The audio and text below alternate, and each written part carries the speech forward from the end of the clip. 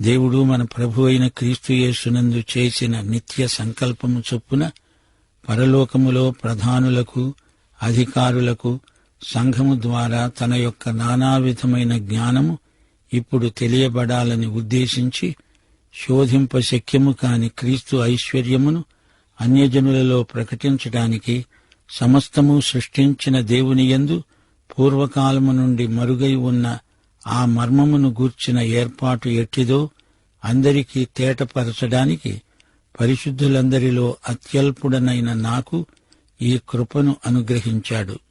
ఆయన యందలి విశ్వాసము చేత ధైర్యమును, నిర్భయమైన ప్రవేశమును ఆయనను బట్టి మనకు కలిగి ఉన్నవి.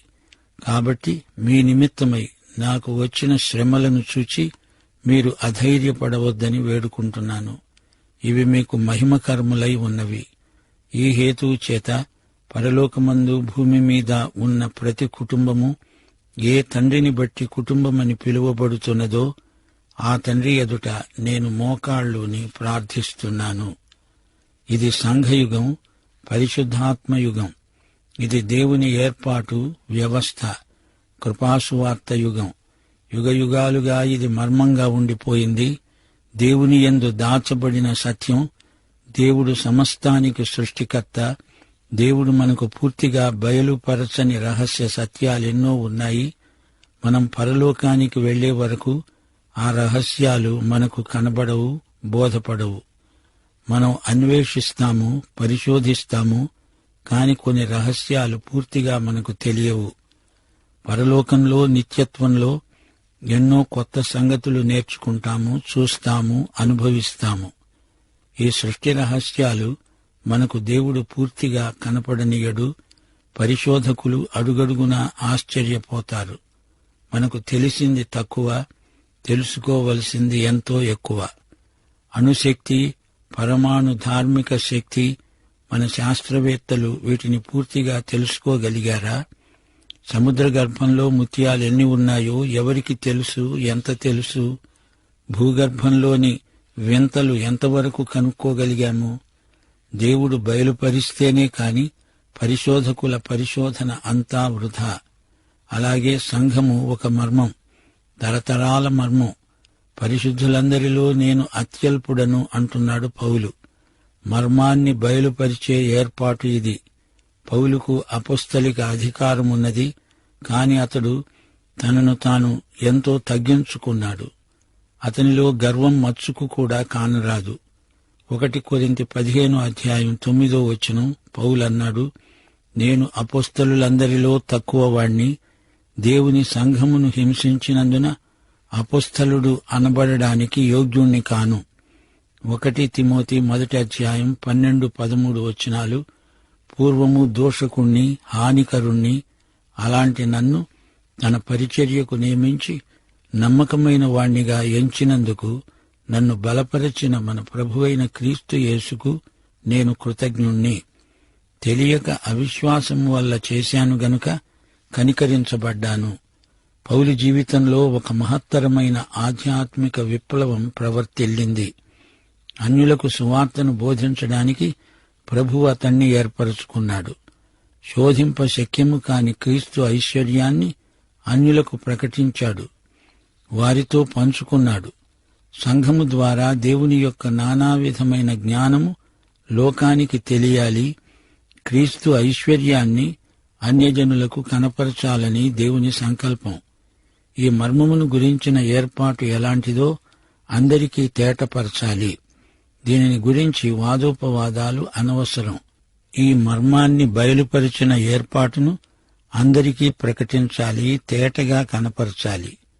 ఇది అందరి కొరకు ఉద్దేశించబడింది. ఈ మర్మము యొక్క ఉద్దేశమేమిటి? దేవుని నిత్య సంకల్పమిదే. పరలోకములో ప్రధానులు, అధికారులు ఉన్నారు. వారు బుద్ధిజీవులు. వారికి కూడా సంఘము ద్వారా ఈ జ్ఞానము బయలుపరచబడింది. నానావిధములైన దేవజ్ఞానమిది. క్రీస్తు యేసునందలి దేవుని నిత్య సంకల్పమిది. పరలోక ప్రధానులు, అధికారులు కూడా సంఘము ద్వారా దేవుని మహాజ్ఞానం ఎలాంటిదో తెలుసుకుంటారు. మనపై కుమ్మరించబడిన దేవుని ప్రేమను వారు చూస్తారు. ప్రధానులు, అధికారులు అంటే పరలోకమందలి దేవదూతలు. అన్యులమైన మనకు, సంఘమును ఒకప్పుడు హింసించిన పౌలుకు దేవుని ఎదుట ధైర్యము, ఆయన సన్నిధిలోకి నిర్భయమైన ప్రవేశము మనకు కలిగాయి. క్రీస్తునందలి విశ్వాసమును బట్టి మనం ధైర్యంగా ఆయన సన్నిధిలో ప్రవేశించి ప్రార్థించగలుగుతున్నాము. క్రీస్తునందు ఇది మనకు సాధ్యమైంది. పౌలంటున్నాడు, మీ నిమిత్తమే నాకీ శ్రమలు వచ్చాయి. మీరు ఈ విషయంలో కంగారు పడకండి. నా శ్రమలు మీకు మహిమకరమైనవి. ఈ సంఘ మర్మమును నేను వివరించే సేవలో నాకు శ్రమలెదురు కావటంలో ఆశ్చర్యమేమీ లేదు. తాను అన్యులకు అపొస్తలుడైనందుకే ఈ విధంగా చెరసాల నిర్బంధంలో ఉండవలసి వచ్చింది. దీన్ని గురించి ఎఫెసీయులు నిరుత్సాహపడనక్కర్లేదు. పౌలు చెరసాల అనుభవం వల్ల పౌలుకు పరోక్షంగా మేలే కలిగింది. ఇది వారి మహిమ కోసమే సంభవించింది. కొలసీ పత్రిక 1 అధ్యాయం 24వ వచనంలో పౌలు సాక్ష్యమిదే. ఇప్పుడు మీకోసము నేను అనుభవిస్తున్న శ్రమలయందు సంతోషిస్తూ సంఘము అనే ఆయన శరీరము కోసము క్రీస్తు పడిన పాట్లలో కొదువైన వాటియందు నా వంతు నా శరీరమందు సంపూర్ణము చేస్తున్నాను. ఇప్పుడు పౌలు ప్రార్థన చేయబోతున్నాడు. యేసుక్రీస్తు యొక్క తండ్రి అయిన దేవుని ఎదుట నేను మోకాళ్ళూని ప్రార్థిస్తున్నాను. ఎఫెసీ పత్రిక 3వ అధ్యాయం 1 నుండి 14వ వచనం వరకు పౌలు ఈ ప్రార్థన కోసమే సిద్ధపడుతూ అన్న మాటలివి. ఈ మర్మమును బయలుపరిచిన ఏర్పాటు ఈ యుగంలో, ఈ ఏర్పాటు కొత్తది, మనకెంతో ప్రాముఖ్యమైనది. క్రీస్తు యేసునందలి మహిమైశ్వర్యమును సంఘబిడ్డలందరూ అనుభవించాలని పౌలు ఆకాంక్ష. పౌలు గొప్ప ప్రార్థనాపరుడు. ఈ పత్రికలో ఇది పౌలు చేసిన రెండో ప్రార్థన. సంఘం దేవుడు రచించిన ఒక పద్యం, పరిశుద్ధాత్మ ఆలయం, తరతరాల మర్మం అని చెప్పి పౌలు ఇప్పుడు ప్రార్థన చేయబోతున్నాడు. విశ్వాసుల జీవితాలలో ఈ ప్రాథమిక సత్యాలు ఫలించాలని, ఇవి వారి జీవితంలో భాగమైపోవాలని పౌలు ప్రార్థన. పౌలు మోకాళ్ళూని ప్రార్థిస్తున్నాను అన్నాడు. మన ప్రభువైన యేసుక్రీస్తు యొక్క తండ్రి అయిన దేవుని ఎదుట మోకాళ్ళూని ప్రార్థన చేస్తున్నాను అంటున్నాడు. మోకాళ్ళూని ప్రార్థించే భంగిమ దేవునికి ఎంతో ఇష్టం. బహిరంగంలో వీలు కాకపోతే ఒంటరిగానైనా దేవుని ఎదుట సాష్టాంగపడడం, మోకరిల్లడం మంచి అభ్యాసం. మోకాళ్ల ప్రార్థన భక్తులకు అలవాటే. ఒకానొక రోజున యేసు ఎదుట ప్రతి మోకాలు వంగాల్సి వస్తుంది. అలవాటు లేని వారికి అది ఎంతో కష్టమవుతుంది. దేవునికి వినయ విధేయతలు చూపుతూ ప్రార్థిస్తాము. దేవుడు సృష్టికర్త, ఆయన సృష్టే మనమంతా. మోకరిల్లి ప్రార్థించటం సంఘం ఎల్లప్పుడూ ప్రోత్సహిస్తుంది. అయితే శరీర బలహీనతల వల్ల కొందరు తరచుగా మోకరిల్లలేకపోతున్నారు. అది వేరే సంగతి. ప్రభువు గెత్సెమనే తోటలో చేసిన ప్రార్థన జ్ఞాపకం చేసుకోండి. ఆయన సాష్టాంగపడ్డాడు, తండ్రికి ప్రార్థన చేశాడు. పౌలు యేసుక్రీస్తు నామమున ప్రార్థన చేశాడు. ఎఫెసీ పత్రిక 1 అధ్యాయం 17వ వచనం, మన ప్రభువైన యేసుక్రీస్తు దేవుడు అయిన మహిమాస్వరూపి అయిన తండ్రికి ప్రార్థన చేశాడు. యేసుక్రీస్తు అనే కుమారుని నామమున తండ్రికి ప్రార్థన చేశాడు పౌలు. యోహాను సువార్త 16వ అధ్యాయం 23వ వచనంలో ప్రభువన్నాడు, ఆ దినమున మీరు దేనిని గూర్చి నన్ను అడగరు. మీరు తండ్రిని నా పేరట ఏది అడిగినా ఆయన మీకు అనుగ్రహిస్తాడు. శిష్యులు యేసు ప్రభువుతో 3 సంవత్సరాలున్నారు. వారు ఆయన ఎదుట చిన్నపిల్లల్లాగే ప్రవర్తించారు. ఏది కావాల్సి వచ్చినా ఆయన్నే నేరుగా అడిగేవారు. ఆయన వెళ్లిపోయే ఘడియ వచ్చింది. అప్పుడు వారు ఆయనను ఏదీ అడగలేరు. వారు తండ్రినే వేడుకోవాలి. యేసు నామమున తండ్రిని అడగాలి. ఎందుకు ప్రభు అలా చెప్పాడంటారు? నీవు నేను ఈ రోజున నేరుగా యేసుకు ప్రార్థన చేస్తామనుకో, మనం యేసు మధ్యవర్తిత్వ పరిచర్యను వాడుకోలేని వారమవుతాము. దేవునికి మనకు మధ్యవర్తి యేసే. ఆయన మన ప్రార్థనలను తండ్రికి నివేదిస్తాడు.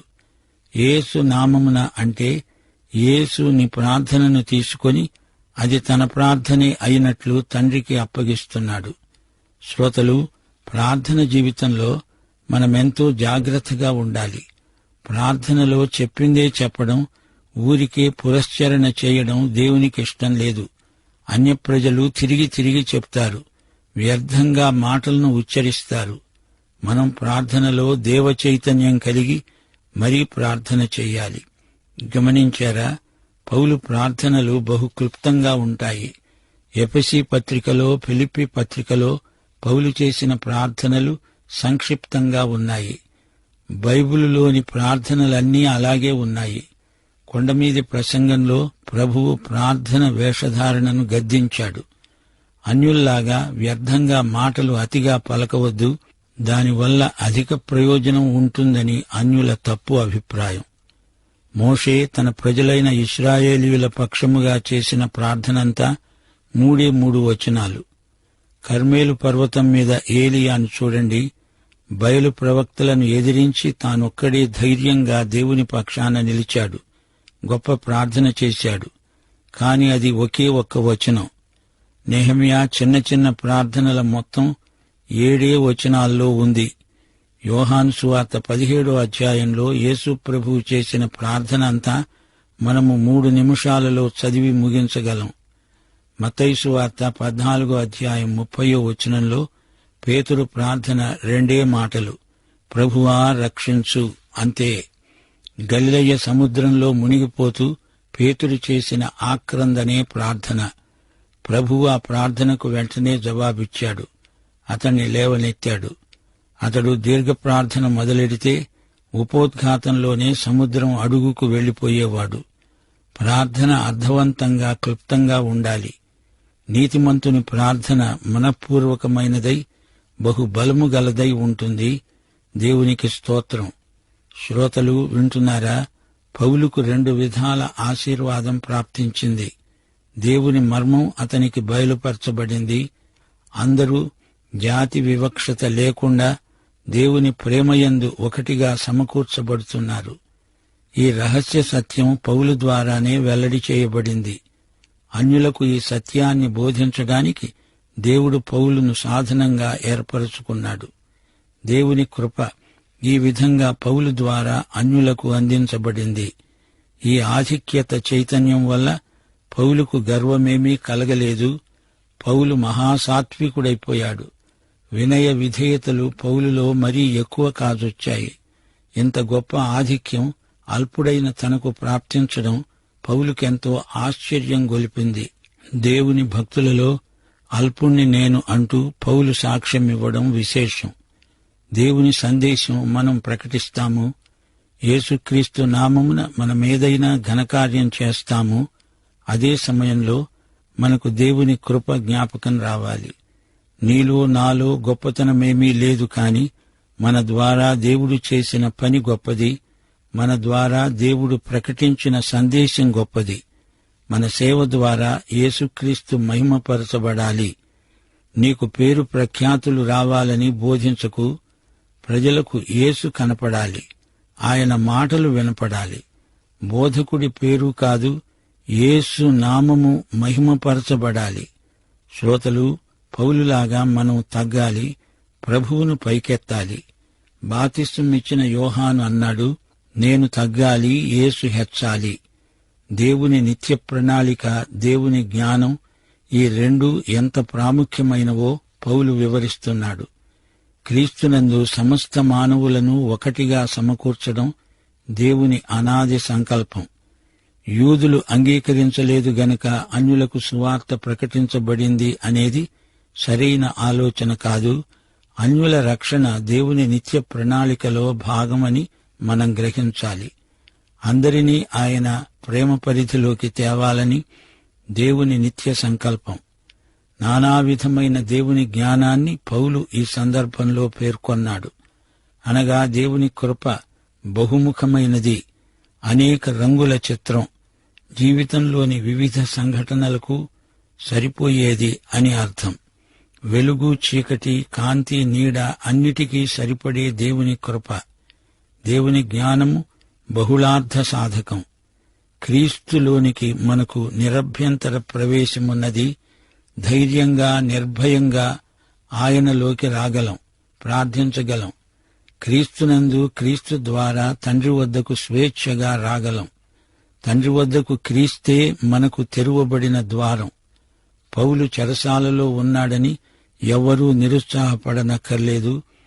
తమ నాయకుడు చెరసాలలో ఉన్నందున అన్యులకు సువార్త ప్రకటించటం ఎలాగా అని కంగారు పడకండి. నేను పడే శ్రమలు, నేను అనుభవించే హింసలు మీకు మహిమకరం. నాకు పరోక్షంగా ఈ శ్రమలు ఆశీర్వాదాలే అవుతాయి అని పౌలు విశ్వాసులను ధైర్యపరుస్తున్నాడు.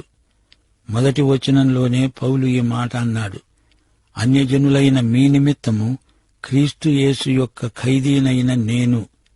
అన్యజనుల కోసమే పౌలు చెరసాల శిక్ష అనుభవిస్తున్నాడు. పౌలు క్రీస్తు ఖైదీ. అపొస్తల కార్యములు 22వ అధ్యాయం 21వ వచనం. ప్రభువు పౌలుతో అన్నాడు, వెళ్ళు, నేను దూరముగా అన్యజనుల వద్దకు నిన్ను పంపుతాను. యూదేతరులకు అనగా అన్యులకు సువార్త ప్రకటించడానికి ప్రభువు పౌలును ప్రత్యేకించాడు.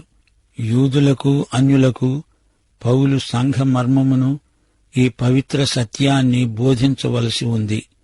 విశ్వాసముంచిన యూదులు, అన్యులు క్రీస్తునందు ఒక నూతన పురుషుడవుతున్నారు. ఈ ఆధ్యాత్మిక మహదైశ్వర్యాన్ని అందరూ సమానంగా పంచుకుంటారు. ఆయన సంఘాన్ని నిర్మిస్తున్నాడు. ఈ కట్టడాన్ని ప్రభువు చక్కగా అమర్చి మరీ కడుతున్నాడు. ఆయనతో మనం సహనిర్మాతలం. నేను సువార్తకు పరిచారకుణ్ణి అంటే ఇది దేవుడు నాకు అనుగ్రహించిన కృపావరం అంటున్నాడు పౌలు. ఆయన సేవ కృపావరం. దేవుడు తన శక్తిని బట్టి తన చేత ఇంత సేవ చేయించడం జరిగింది. నేను అత్యల్పుణ్ణి అని పౌలు తనను తగ్గించుకున్నాడు. సాత్వికులు ధన్యులు, వారు భూలోకమును స్వతంత్రించుకుంటారు అని ప్రభువు కొండమీది ప్రసంగంలో చెప్పాడు. కొందరికి స్వాతిశయం ఎక్కువ. అహంభావం ఆధ్యాత్మిక జీవితాన్ని భ్రష్టు పట్టిస్తుంది. తమ భక్తిని ఇతరులతో పోల్చి చూచుకొని తమకు ఎక్కువ భక్తి ఉందని ఊహించుకుని గర్విస్తారు. తమ పాపం మాత్రం ఇతరులతో పోల్చుకున్నప్పుడు తక్కువ అనిపిస్తుంది. పరిసయ్యుడు సుంకరితో పోల్చుకున్నప్పుడు తాను గొప్ప నీతిమంతుడనిపించింది. అయితే ఈ రోజున మనలో కొందరు తమను తాము పరిసయ్యుడితో పోల్చుకొని అతని కంటే మేమే మేలు అనుకునేవారు ఉన్నారు. సువార్తను తృణీకరించకండి. ఇది అపార ఐశ్వర్యం. దేవుడు కొందరిని సంఘం ఉనికిలోకి రాకముందే రక్షించాడు. కొందరిని సంఘం ఎత్తబడిన తరువాత కూడా రక్షిస్తాడు. అందరూ కలిసి దేవుని కుటుంబమవుతారు. పరలోకములో భూమి మీద ఉన్న ప్రతి కుటుంబము ఆ తండ్రిని బట్టే కుటుంబము అని పిలువబడుతున్నది. ఆ తండ్రి ఎదట పౌలు మోకరిల్లి ప్రార్థిస్తున్నాడు. ఆ మాటకొస్తే పరలోక దూతలు కూడా ఆయన కుటుంబంలో భాగమే. దేవుడు మన తండ్రి. కుటుంబం అనే భావన తండ్రిని బట్టే కలిగింది. తండ్రి, కుమార, పరిశుద్ధాత్మలు ఒక కుటుంబ భావన. ప్రభువు ఆరోహణమై వెళ్లిపోతూ, నా తండ్రి ఇంట అనేక నివాసాలున్నాయి, మీకు భవనాలు సిద్ధం చేస్తాను. ఆయన మన తండ్రి అన్నాడు. ఆయన యేసును బట్టి మన తండ్రి, యేసును బట్టే మన దేవుడయ్యాడు. ఇంతకు పౌలు ప్రార్థన ఏది? ప్రార్థనాంశాలు ఏవి? వచ్చే పాఠంలో పరిశీలిద్దాము. శ్రోతలు మర్చిపోకండి. పూర్వకాలము నుండి మరుగై ఉన్న మర్మమును గూర్చిన ఏర్పాటు. ఇది దేవుడు పౌలుకు అప్పగించిన గృహ నిర్వాహకత్వమే. నమ్మదగిన దేవునికి మనం నమ్మకమైన గృహ నిర్వాహకులం. శ్రమలు దైవ సేవకులకు ఆధ్యాత్మిక పరిశ్రమలు. ఇంతా చెప్పాక శ్రోత, నిన్నొక ప్రశ్న అడగాలి. యేసుక్రీస్తును స్వకీయ రక్షకుడుగా ఎరుగుదువా? అయితే నీవు నీ తండ్రి అయిన దేవునికి క్రీస్తుతో సహవారసుడివి. గనుక ఈ పాఠమంతా నీకోసమే. పాఠం ఇంతటితో సమాప్తం. ప్రభువైన యేసుక్రీస్తు వారి దివ్యకృప, తండ్రి అయిన దేవుని పరమ ప్రేమ, పరిశుద్ధాత్మ యొక్క అన్యోన్య సహవాసము, సమాధానము మనకందరికీ నిత్యత్వము పర్యంతము తోడై ఉండునుగాక. ఆమేన్.